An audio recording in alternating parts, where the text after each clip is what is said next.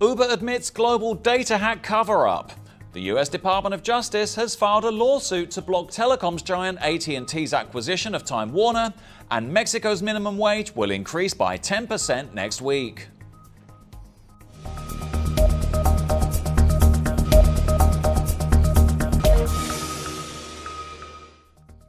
Hello and welcome to today's edition of Mexico News Network's Breaking News Business. I'm your host Elliot Bullman. Let's start with today's information. Uber acknowledged on Tuesday that two individuals in October 2016 had accessed and downloaded data on 57 million Uber passengers and drivers that was stored in a third-party infrastructure system. This included a payment of $100,000 to the two hackers who had accessed the data in exchange for their promise to keep quiet and delete the information, according to the report. As part of the cyber attack, the names and driver license numbers of around 600,000 drivers were accessed, according to Uber. 57 million Uber users also had their information exposed, including emails, names, and phone numbers, the company said in a blog post.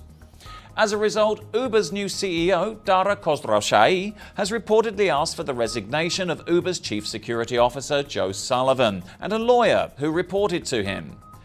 Federico Ranero, director of the company in Mexico, said that currently Uber has 230,000 active driving partners in Mexico, and that the firm had the intention of doubling that figure in a period of a year and a half. The hack affected 7 million drivers globally. The company issued a statement acknowledging that it was a mistake not to warn users and drivers about the hack when they became aware of it in November of 2016.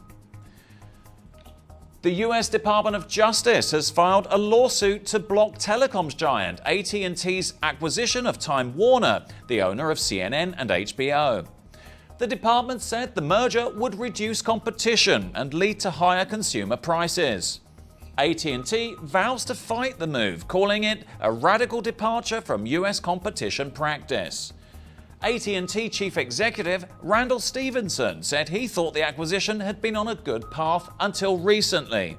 Assistant Attorney General Makan Derraim of the Department of Justice's Antitrust Division said it would mean higher monthly television bills and fewer of the new emerging innovation options that consumers are beginning to enjoy.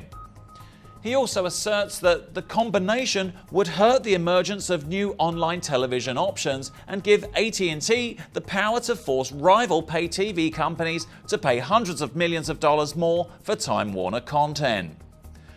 During his campaign last October, Mr. Trump said that the deal would not be approved in his administration because it's too much concentration of power in the hands of too few.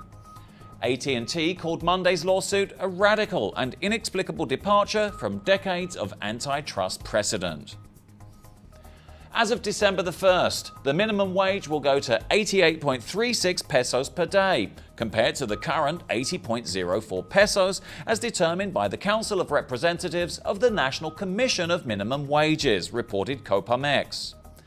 The general minimum wage in Mexico will have an increase of 10.4% from December the 1st, reported the Employers' Confederation of the Mexican Republic. Mexican President Enrique Peña Nieto said last month that he saw the renegotiation of NAFTA as an opportunity to improve working conditions. U.S. Trade Representative Robert Lighthizer has said that the labor chapter of the treaty is complex and that the goal in the United States is to raise wages in Mexico as a measure to prevent companies from choosing to move their factories there due to lower wages. Although not all workers in Mexico earn the minimum wage, the central bank has said that increasing it could serve as a reference to pressure for generalized wage increases.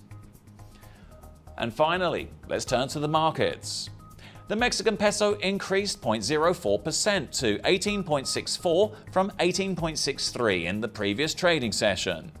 On the other hand, the IPC Mexico increased 0.02% to 48,197 from 48,186 in the previous trading session. This was all for today. Thank you for staying with us. I'm your host, Elliot Bullman.